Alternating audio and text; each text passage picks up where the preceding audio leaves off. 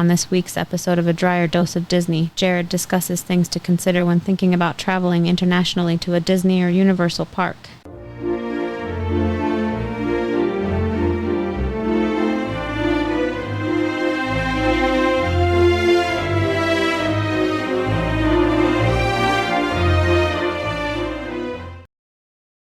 Welcome to this week's episode of A Drier Dose of Disney. I'm your host, Jared Dreyer, and welcome back. I know it's been a couple weeks since we've had an episode out there, and I do apologize for that. Like I said on some of our last episodes, they're going to get a little bit of space between them going forward, and the reason is we are moving into a new series where we are talking about traveling internationally to different Disney parks. So we're going to be kicking off that series today, talking about what to think about when you're planning to travel internationally, and just some good food for thought when you're going to start that process. But as we go through this, we're going to talk then about each of the parks and where to go and where some cool things might be. But as we go through it, we're also going to be traveling there ourselves and giving you a recap of each one. And we have to space those out. We can't do those each and every single week where we're just going to go back to back and go try all these different cool parks throughout the entire world. So actually, we're going to try to do one or two a year over the next couple of years here. And hopefully in the next couple of years, we'll get a chance to get to each of the Disney parks. And we'll also talk Universal on this episode because there are some international Universal parks as well. But we're going to talk you through our planning process, what we're thinking about when we're planning these vacations, and just give you some ideas of things that you should probably be thinking about as well. And then we'll do an episode where we talk about our plan. So our next week, we'll have another episode for you where we're talking about our plan for the first park that we're going to be going to. And I won't spoil that one for you yet, but we're going to be talking about that. And then once we get a chance to go to that park and that city, we're then going to talk about when we get back our experience, what we liked, what we didn't like. And we'll probably talk about each of the parks that we went to as well as some of the other cool things in the city. So we'll get a handful of episodes out of each location that we go to. But like I said earlier, we're not going to be able to go to these back to back. So we're going to have to spread them out. And then, of course, in the meantime, as Disney releases new things, so obviously we've got Tiana's is about ready to open up in Florida. It'll be this summer. So hopefully we'll get to see that when we're out there this summer, as well as the revised Splash Mountain. We will be doing episodes on things like that. So we'll be updating you just on our normal things as we go forward. So keep in mind, we will not have weekly episodes necessarily, but we will be loading episodes for you as quickly as we can as we get new material to share with you guys. Of course, you can go through our whole library of episodes. We've got over 80 of them out there right now that give you the best tips and tricks for all of the Disney parks and Universal parks, as well as the best places to eat and how to save time and money at each of these places. So we encourage you to go listen to those if you haven't listened to all of those yet. And then we do want to say, if you want our absolute best Disney tip or trick ever, that is available right now on Patreon at our top tier. And we purposely put it at our top tier because we do not want the secret getting out there. We do not want it ruined for us or for those other people that may already know the secret. So we want to keep the population as small as possible. So we did put that out there at our top tier. So we do appreciate the support. You can find the link to Patreon down in the podcast description below or on YouTube in our description below. But we do want to thank you for your support of this show. Now, as always, we do ask wherever you're listening to us, find that pause button and click that subscribe button. So that way you're going to get this content delivered into your inbox as we release these episodes, as well as you're going to have access to all the past content that's out there. So we've got some great stuff. And then you can see over my shoulder, we've got the I Can Do This All Day gear. That's a really cool logo that has the Captain America shield with the Disney castle in the middle and Mickey's head inside of that. And it says, obviously, I can do this all day, just like Captain America says. So we love to wear this kind of merchandise around the parks. This is a logo that we use for our podcast, though it is not branded with the podcast. So you don't need to worry about branding or anything like that. It's just a cool logo. You can find that on our Etsy shop. That is down in the description below as well. So we encourage you to definitely go check that out and take a look at all the cool stuff there. So today, speaking of that, I can do this all day tip of the day, because that's where that logo came from and that's why we do it. We actually have 3 I can do this all day tips of the day today, which is insane. Most of our episodes, we only have one. There's been a couple occasions that we've done multiple, but this is one definitely today that we've got 3 really big, important tips for you. And then we'll continue as we go and travel internationally and we learn best practices. We're going to keep updating you with some of those best tips and tricks for the parks. And we'll keep having those I can do this all day tip of the day for you at the end of the episodes. So like I said, 3 of them today. So let's kick it off though by talking about traveling to international parks around the world Specifically, Disney has 4 locations with additional parks. So you've got Disneyland Paris, which was formerly known as Euro Disney in the 90s when that opened up. You've got Tokyo Disneyland and Disney Sea. You've got Shanghai, and you've got Hong Kong. So you've got 4 really cool locations if you want to travel internationally to go see all the Disney parks. And then for Universal, because we do love Universal Studios as well, we do want to talk to you about going to their parks, which are going to be out in Tokyo. So not far from Disney Tokyo either. So you can hit both in one trip, Beijing and Singapore. So really cool opportunities to go see some really cool places internationally if you want to go to the parks. We absolutely love going to parks. So we are very excited about our first trip, which we'll talk to you about on our next episode and how we've been planning that out and where we're at, because we've already got it all purchased, ready to go. Obviously, we haven't gone yet, but we're going to talk to you about that process and walk you through that on the next episode. So we want to talk about the things today that you should be considering when you're going to be planning a trip to go international to one of the Disney or Universal parks. And first, the most basic thing is you want to think about your passports. And you obviously need a passport to travel internationally from the United States. So we encourage you, start that as early as possible. That should be step number 1, is getting your passport secured and ready to go. It does take some time to get a passport ready, so you do have to do an application. You can fill it out online. It'll print then offline, and you'll be able to take the documents into your appointment. You need to go get passport photos. That can be done at a host of different places, like Walgreens, Sam's Club, Walmart. A lot of different places do passport photos, but you need to get this passport application done. You need to set an appointment. You need to get your photos, and then you take it all together in with your supporting documentation, like your birth certificate, your driver's license, marriage license, maybe if your name's changed recently, but you need to take all these things into your appointment then. Once you do your appointment, that goes actually really quick. They just verify all your information. You're going to sign in front of them. They're going to notarize it. They're going to make sure you are who you say you are. And then they're going to take it from there. Usually that's done at a post office. That's what we have found to be easiest here in Denver, is to schedule it with a local post office. And then they ship off all that information to the US government to get you a passport issued. That can take months. We've done it multiple times within our family. And the reason is adult passports are good for 10 years. Children's passports are good for 5. And so we've done it a couple times for our daughter now. And then we've each had to renew ours at least once since we've gotten them. We've done this, like I said, multiple times now.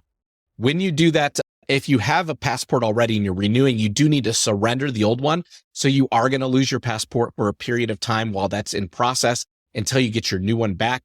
And I can say on average, it takes about 6 to 8 weeks to get the new passport in. They do say online it can take up to 3 to 6 months, depending on your situation. So do know that a good rule of thumb is just plan on 3 months. That's what we've always said and always planned for and experienced. Like I said, we usually get them back in about 6 weeks, but we always plan for 3 months. So we always try to find that time of year when, hey, we're not going to be traveling, or if we know we're going to be traveling, then we need to get it done right now. Then I better at least have 3 months before that trip happens. We do have some family members that are traveling with us on a upcoming trip that's out of the country, not to Disney, by the way.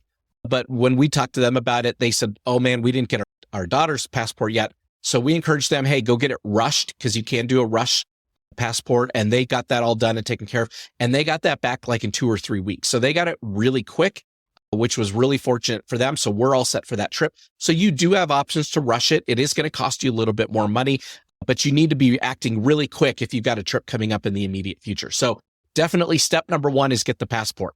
Like we said, they last for 10 years for adults. So once you have it, you've got plenty of time to plan a trip and get everything put together and bought, purchased, and then traveled. And then for kids, they're good for 5 years. Another rule of thumb to think about when you're thinking about your passport is most countries don't love it if you're getting close to the expiration date on your passport. And the reason is if something happens, you get hurt. A lot of countries have a 90-day window before you have to get a visa. The 90 days is a good rule of thumb for most countries. Cruises is usually within 6 months. Know that if you're getting close to the expiration date, you might as well just go get it switched over anyway. So that way you don't have to hassle with it or have to argue with anyone. So let's say you are exactly 6 months out. You're traveling. You're now at the custom agent in a foreign country, and they say, we don't like this because you're too close to your expiration date. Now you're stuck. So we recommend if you're getting close, go get that passport taken care of. That is your number 1 priority when you're thinking about traveling internationally. get it done, get it renewed, get it purchased, and get it into your possession before you travel. Okay. So passports. Number two, we encourage you when you're looking at these international destinations, and we'll give you some tips as to when you should go to which one. But when you're looking at these international destinations, you want to check for the travel requirements. So once you've settled on where you want to go, you want to Google it and just say, what are the requirements for getting into this country, or are there any stipulations? So obviously during COVID, there were a lot of stipulations about vaccinations and wearing masks and things like that in different countries. Right now, we're in 2024. A lot of that's been lifted, and it's pretty easy to go to and from these countries. But if you go to those pages, you can read about all the different alerts that are out there in the world right now. You can read about any kind of dangers that you may encounter, but you're also going to see the requirements. So they'll tell you about how long you can be there without a visa, any requirements like vaccinations, things like that. So it's always good to be mindful, to be planned ahead, and to think about all that. The next thing you want to think about is the budget. So what is my budget for going to this international park, and who am I taking with me, and how much is it going to cost? We encourage you, just like we would anyone else, any of our friends or family, you want to plan ahead. You want to make sure you're saving for this trip. Don't put that on a credit card unless you have access to funds to pay it off quickly and get rid of that debt. We don't encourage you to go into debt when traveling, especially internationally, because the cost can be a little bit higher doing that than domestically here in the US. So we encourage you to have a budget in mind. Think about how much do I want to spend to go out of the country and to go visit these places, and then plan accordingly. Maybe you want to do your trip next year or 2 years from now, and you're just going to start saving some money each and every month so that trip is fully paid for by the time it gets here. So we definitely encourage you, put together a budget, make sure that you can afford it, make sure it's something that's feasible for you and your family, and try to stick within that budget. And we're going to give you tips and tricks on that as we go through this episode, as well as our planning episodes. Because for me, I'm a tightwad. My family jokes that I'm like a Scrooge, and that I don't like to spend money, and that I like to make sure that it's as cost effective as possible. And I will always hunt for the bargain or the best deal. And we're going to talk about that because that can get you in trouble, especially when you're traveling internationally. So watch for those tips and tricks here later in this episode. But because of that, I'm always looking for the best deal. So there are good deals to be had, but you definitely want to stay within a budget and make sure that you can afford it. Part of that, though, part of the way that you may be able to afford it or may be able to get some perks are by looking at your credit cards, knowing that when you travel internationally, usually Visa, MasterCard are accepted anywhere you want to go. I would always check your Discover cards, your American Express, if you're carrying those, to make sure that those are accepted internationally to the place you're going. So you can always go Google that and check their websites. But be warned that when you do take a credit card internationally, you're going to be paying extra fees, usually in the neighborhood of 1% to 2% per transaction. So it's not a lot, and it doesn't add up to be a ton over the course of your whole vacation. But do be warned that you're going to have some extra fees on that. But you can earn some cool things like miles or perks or other really cool opportunities with those cards, like sitting at the airport lounge if you have an airport card or whatnot. So those are all considerations when you're thinking about traveling internationally. So definitely check out those credit cards. And if you're a rewards person like me, where you like to get those rewards, I encourage you, go look for opportunity to earn some rewards on that trip. That will definitely help you. Do know, so one specific call out that I have on this, and I did research on this purposely before this episode, is that the Disney Chase card. So we have the Disney Chase card to get discounts at all the Disney parks when we're out there, as well as you can get cash back on your initial purchase, which can pay for your park tickets, which we absolutely love doing. And we've talked about that on our How to Save Money episode. So definitely check that out. And I do have a link for the Disney Chase below in the podcast description. But the Disney Chase card is a great card for getting discounts at restaurants and on merchandise, but it does not work internationally for the discounts. You can use the card. It is a Visa, so you can use it internationally at the other parks, but you don't get the same discount that you get here in the United States. So do be warned about that. That Disney Visa card is a great card to have, but it's not going to help you when you travel internationally to these other parks. So what kinds of things should you be considering when you're thinking about what parks do I want to go to and when? So right out of the gates, the number one thing that I would tell people is think about the weather. The good news is all of these parks, so Disney and Universal, are in the northern hemisphere, meaning north of the equator, which means that they're on the same seasonal schedule as the United States. So winter is the same 3 to 4 months. Summer is the same period of time each year for all of these parks. So it's not like you're going to leave at Christmas time here in the US and you're going to go to a park and it's going to be 85 degrees and sunny and in their summer, unless maybe you go to Singapore. That one's right on the equator pretty much. So that one's probably always hot. So that one, if you go to Universal Studios there, you may not have to worry about winter. But if you're going to go in the winter time from the US, know that in Paris, in Tokyo, you are in the winter months there as well. So it's going to be cooler. It could be rainy. Take a look at the forecasts out there, and you may be in their rain season where they're having monsoons come through, or typhoons, which is their hurricane out there in the other parts of the world. So check those weather forecasts before you go. That may or may not dictate when you want to go as you're looking at those forecasts. So if you find out that this place at this point in time, it's their rain season and they're getting inches every single day, that's going to be similar to Orlando. So if you go down to Orlando, you know that it rains almost every single day. And during the summer, it is almost guaranteed it's going to rain during the day at some point. Usually those rainstorms only last 30 to 45 minutes, and you can throw on a poncho and keep going. Check out the forecast there, though. See if that's what's going to happen there. And if that's the time of year you want to go, you may want to adjust it based on those weather conditions. Second, and I think this one is equally as important because this one did dictate when we were going to go to our first park, is look at the holiday and the school calendar for that region of the world. What I mean by that is if you're going to go to Tokyo and search normal school calendar for that area for Tokyo. If you're going to go to Paris, look at the school calendar for Paris. If you're going to go any of these parks, you want to look at what is their holiday schedule. So like here in the US, obviously in the spring, we usually have spring break sometime March or April. We're off of school during the summer months. We have the fall months, which some places have fall break, some don't. We always have Thanksgiving. Obviously, Thanksgiving is a US only holiday, though there may be other parts of the world that celebrate something at a similar time. Thanksgiving is specific to the US. So you want to find out about these things. For example, out in Tokyo, they have Golden Week, and Golden Week is actually a little bit longer than a week. And it is completely busy at the parks at that point in time because everybody's off of school and work at that point in time. So you want to be looking for those kind of things to make sure it doesn't coincide with your vacation. And don't get me wrong, if that's the only time you can go is during Tokyo's Golden Week, go ahead and go at Golden Week.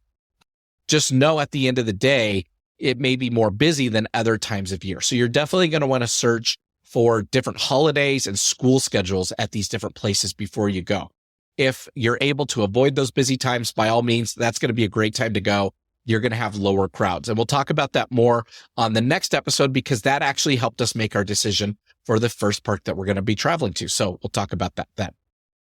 Next, I'd say plan on how long you want to be gone for. You're going to go to a really cool city that you may want to go explore, especially if you're going to like Paris. You may not only want to see Paris, but you may want to drive to some of these other countries and go experience the culture that's out there. Tokyo, obviously, you've got all of Japan. It's an island, so you're not going to make it to mainland China unless you take a plane. But if you did and you went to Singapore or you went to Hong Kong, you may want to go travel and see some of China. So think about how long do I want to be there on the ground? And then you have to think about the fact that your flights are going to take a longer period of time. So that is something to consider as well, is that your flights may take a day or two to get there. And it may take a day or two to get home. And if you're missing work, then you may only be able to be gone for a week or 10 days or 2 weeks or something like that. So definitely plan before you go, how long can we be gone? And I would encourage you, if you're able to travel internationally to a Disney or Universal park, you want to aim for that time that you can take the most time off.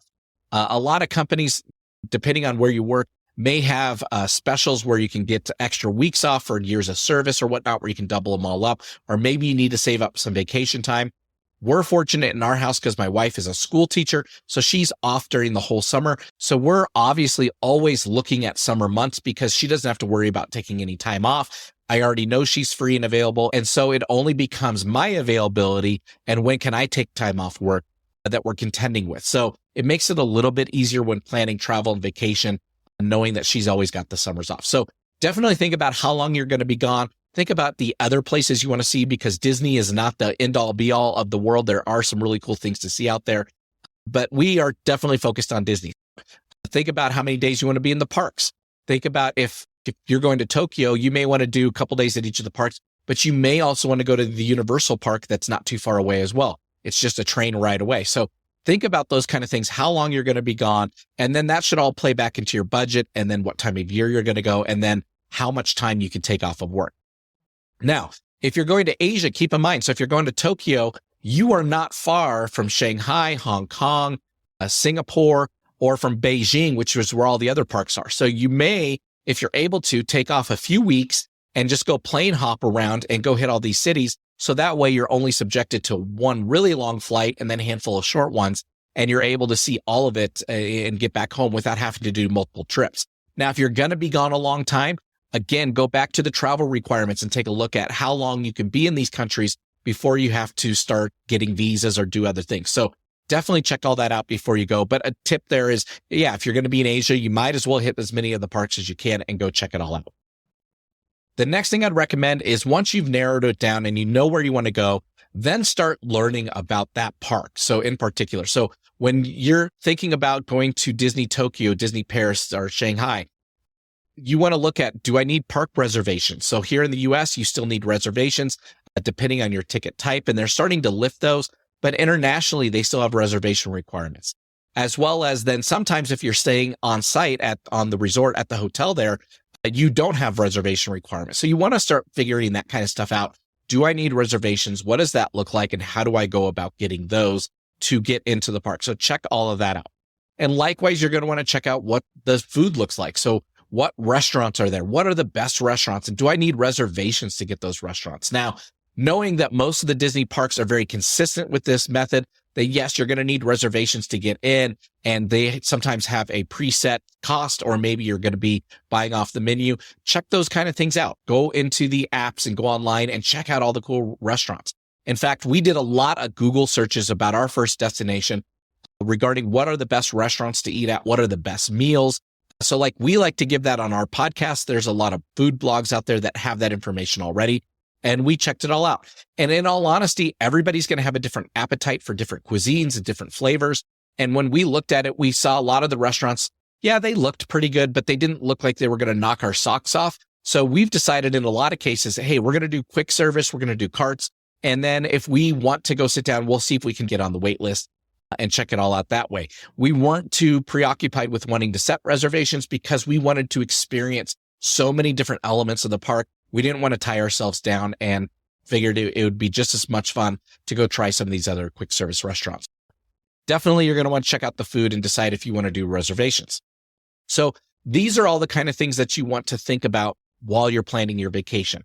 I would encourage you also start looking at airline tickets. So as you're looking at from my home base, or do I want to fly from somewhere else, that actually leads us into our first I can do this all day tip of the day, which is when you're looking at airline tickets, it may be cheaper to fly from a coastal city than it may be from where your home is. So if you've listened to this podcast for a while, you know that we are in Denver, Colorado. So we are in the central US. And yes, we can get direct flights to a lot of these cities, but they are substantially more expensive from Denver than if we were to fly from a coastal city. So as we're looking to go to Asia, it's cheaper for our family to fly from either LA or San Francisco than it is from Denver.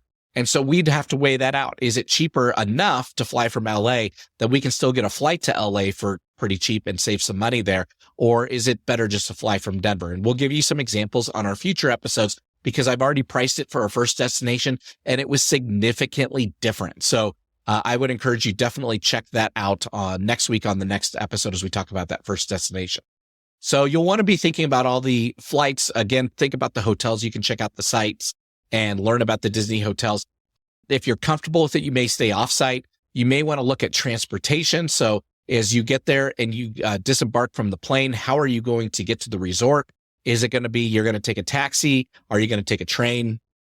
Or do they have a shuttle service or a bus? And we will talk about that next week as well because ours has a bus. So we're going to explain how that's going to work for us over there. Our second I can do this all day tip of the day is as you're looking at your flights and your arrivals and all that, you want to pay really close attention to what days you're flying in and out of. And the reason is we are in the US, we are at the end of the dateline, the time zone set up throughout the whole world, meaning that once you get to Hawaii, right after Hawaii is the international dateline. And so basically everyone is ahead of us, ahead of the US, meaning if you go to Europe, they're anywhere 5-7 hours ahead of the US time zones from the East Coast. If you go even further around to Asia, they may be another 12 hours ahead of that. And so as you fly out and you go to these destinations, there's no question you're going to be losing time as you go forward. as you arrive there. So if you leave, say on a Saturday, you may not arrive until Sunday at that resort. And so don't book your hotel from Saturday because you don't need it on Saturday. You're going to be flying overnight. So you're going to book it from the day that you arrive. So that could save you some money because a lot of people think we're leaving on Saturday. I'll book my hotel for Saturday. No, you probably need to book it for Sunday because you're going to be arriving on Sunday. So definitely pay attention to when you leave and when you arrive. And then coming home, you gain all that time back. From the time you leave the airport to the time you land in the U.S. may only be a few hours difference. So you can leave on a Saturday and get back to the U.S. that same Saturday in the evening. So that may save you some time there or may change your plans as to where you're going to be in the U.S. and do you need a hotel that night. So definitely you're going to want to plan accordingly to the days that you leave and arrive and how that all works out. So definitely check those out. And then our third and final, I can do this all day tip of the day, and we'll talk about this more on the next episode as well, is I will highly encourage you, though I am a Scrooge and I am always looking for ways to save money, you want to 100% of the time book through the site directly that you're going to be engaging with. So whether that's your airline ticket, so if you're flying United internationally, you want to fly and book through United. Do not go to the third-party sites. Do not go to Hotwire, Priceline, Kayak. Don't use those sites at all. And the reason is as we did our research for this episode and our research for us traveling internationally, I read hundreds of horror stories, and I'm talking awful horror stories of people who said, hey, I went to this Disney resort in this country and I booked it all through Hotwire. I booked it all through Orbitz or one of these third-party sites. And I'm not disparaging them. I'm not saying that one's better than the other. I'm just saying that's what they use as a third-party site. And when they arrived, either they didn't have the reservation or it was for the wrong type of room, or they had the wrong number of beds in the room, or on the flight side, I saw that they didn't have their baggage counted for, and so they had to pay baggage fees, or they didn't assign seats, and so the families got split up throughout the plane, so they're all sitting in different spots on the plane. Don't go through the hassle of that. What you want to do is you want to go directly to that website, book with that website, with that airline. So that way, are my bags paid for already, or do I need to pay for bags? They're going to tell you that as you're checking out and going through the whole process. Did I select my seats? So is this an assigned seat airline, which most of them are, though we love Southwest. Southwest is only domestic US and then down into Mexico and some of the Caribbean areas. They don't assign seats, but everyone else does. So did I get a seat assignment next to my family, and did we get that all picked out and ready to go? Or if I didn't, is that going to be assigned at random when we get to the gate and we're going to be all split up? So you want to make sure that you're booking directly with these companies because that gives you recourse. That is something that my wife and I have spent a lot of time talking about in our past travels, because there's been times that one of us or the other one of us booked something through a third-party site, and then we had trouble. So we got to where we were going. Things didn't work out the way that we thought. And then we would talk to them and they would say, no, you need to go talk to the third-party site. We don't have anything to do with this, and this is what you're stuck with. And we were stuck. That happened multiple times. We were stuck. So we developed our own philosophy. We're just not going to do it anymore. We always book direct. But with the stories that I read traveling internationally, that was just multiplied times 10 with people in new countries, not knowing where they were, not having anyone to advocate for them or help them or talk to them. And they're stuck without a room or stuck without the right number of beds and without transportation, and they can't get it figured out. And it was just a mess. So I encourage you always book directly with the site and the group that you're trying to travel with. And like I said, we'll talk about that more next week because that's what we did. And I'm going to walk you through some examples of what we found. So with that, I want to encourage you guys, please take the time, think about it, travel international, go see some really cool places, some cool countries, experience different cultures, and then listen to this episode series that we go through and talk about each one of the places we go to. And we'll give you the tips and tricks about where we're going, how we got our airline tickets, where we booked, and I will walk you through examples, especially if you're watching us on YouTube, you're going to see it on video. We'll talk about all the different selections that we had available to us and the choices we ultimately made. So we'll take you through every single example that we have done so far and show that all to you. So really cool opportunity to see firsthand how to do all this. So with that, we wish you a magical week. We hope you have a great next vacation. Again, we've got 80 other episodes out there that you can listen to for domestic US travel, and they have great tips and tricks. So we encourage you to go check those out, and we'll talk to you guys next time. Bye-bye.